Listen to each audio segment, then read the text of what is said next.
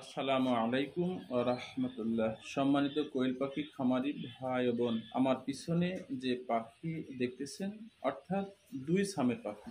পিছন পার যেটা পাখি সেটা 5 দিনের বড়। তার সামনের যে এই পাখিটা এটা 5 দিনের ছোট। এই দুইটা পাখিকে আমি যে মেডিসিনটা ব্যবহার করতেছি এটা কোন কারণে সেটা এই ভিডিওতে বলার চেষ্টা করব, এবং ভিডিওটি অত্যন্ত গুরুত্বপূর্ণ। এই পাখি এই পাখিকে আমি যে কোনো কারণে খাবার যেটা ব্যবহার করি আমি প্রতিনিয়ত, সেই কোম্পানির খাবারটা না পাওয়ার কারণে এই পাখিকে আমি অন্য কোম্পানির খাবার দিয়ে ফেলেছিলাম। বিধায় পাখিটা আমার কাছে মনে হচ্ছিল, তৎক্ষণাৎ আমি এর ব্যাপারে ভিডিও 2-3টা দিয়েছি, লাইভও করেছি। তো যাই হোক, খাবার যেহেতু চেঞ্জ করে ফেলছিলাম, সেটা ভুলে হোক ইচ্ছা করে হোক যেভাবে হোক, তো যার জন্য আমি মনে করেছি পাখিটা আমাশার ডোজ করা দরকার। কারণ পাখিকে কখনো বিশেষ করে খাবারের ব্যাপারটা যদি গড়মিল করা যায়, তার হজমের সমস্যা হতে পারে, আমাশা হতে পারে, পাতলা পায়খানা হতে পারে, বিভিন্ন দিক তার চলে আসতে পারে, তার মানে একটা ধকল চলে আসতে পারে। যার কারণে আমি অ্যালার্ট হওয়ার জন্য এখনো সেটা আমি দেখি নাই যে আমাশা হয়েছে, পাতলা পায়খানা হয়েছে, এটা আমি দেখি নাই। তবে যেহেতু খাবারটা চেঞ্জ হয়ে গেছিল, কিছু পাখি আমার প্যারালাইসিস বা নষ্ট হয়ে গেছিল, সেই জায়গা থেকে আমার পিছনের পাখিটাকে আমি আগেই অ্যালার্ট হয়ে নিচ্ছি যে আমি তাকে আমাশার ডোজ করাচ্ছি। তো আমাশার ডোজের মধ্যে আমি যেটা ব্যবহার করতেছি সেটা ডাইরোভেট, প্যারাসিটামল, রেনামাইসিন যোগ করতেছি। এখানে আপনারা ইএসবি 330 আছে, অ্যাম্প্রোলিয়াম, এই আরও আরও আছে।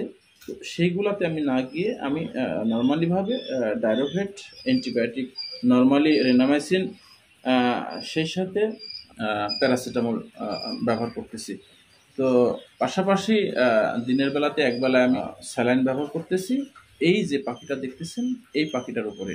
কিন্তু আসলে এই পাখিটা যে আমার খাবার চেঞ্জের কারণে অসুস্থ হয়ে আছে, সমস্যা হয়েছে সেটা নয়। কিন্তু খাবার যখন দিয়েছিলাম তখন তার চলাফেরা এবং তার সিমটমগুলো একটু খারাপের দিক চলে গেছিলো। যেহেতু এটা আগে হয়েছে, আমি প্র্যাকটিক্যাল ভাবেই আমি ভিডিও দেখেন, আমার চ্যানেলে ভিডিও দেওয়া আছে যে খাবার চেঞ্জ করে দেওয়ার সঙ্গে সঙ্গে পাখিটার কী পরিস্থিতি হয়েছিল, সেটা ইনশাল্লাহ আল্লাহর রহমতে সমাধান হয়ে গেছে।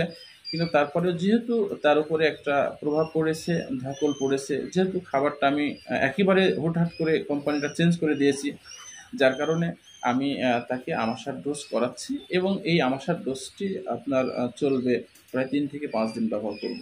এবং প্রায় 2 দিনের মতো আমি এক বেলা করে 2-3 ঘন্টা করে আমি দিনের বেলাতে স্যালাইন ব্যবহার করব।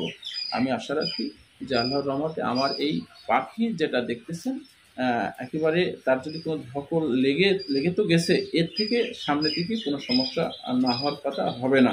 যার জন্য সকল খামারিকে বলবো যে আপনারা যে কোনো পাখির ট্রিটমেন্টটা এবং নজরে নজরে রাখবেন এবং খেয়ালে খেয়ালে রাখবেন, এবং কখন যেটা দিতে হবে এটা সিমটম দেখে আপনি সিমটম প্রকাশ করার আগেই সেটা অ্যালার্ট হয়ে যাবেন। এই হচ্ছে কথা।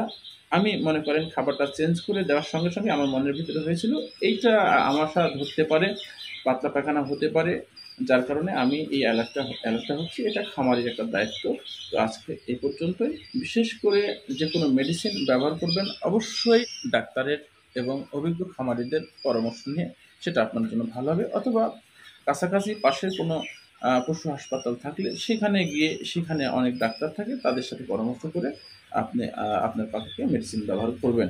আজকে এই পর্যন্ত। আসসালামু আলাইকুম ওয়া রাহমাতুল্লাহ।